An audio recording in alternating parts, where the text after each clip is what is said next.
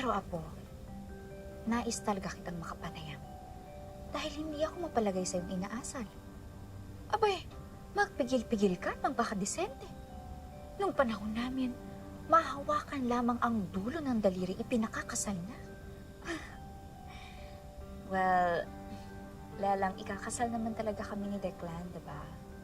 Kahit na, sa ngayon, hindi pa rin kayo kasal. At Apo, lahat ba ng baro mo ay ganyan? Tingnan mo, lahat ay nakikita na sa'yo. Lalo na kanina nung nagtungo kayo sa dagat. Lelang, conservative pa po yun. Promise. Yan ay hindi konserbatibo.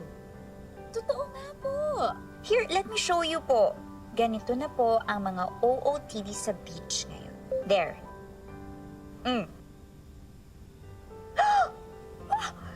Jesus Mariosep!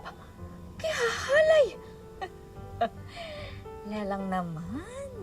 Two-piece po ang tawag dito. Ikaw, bata ka. Pag ikay nagsuot ng ganyan, titirisin kita ng parang ipis.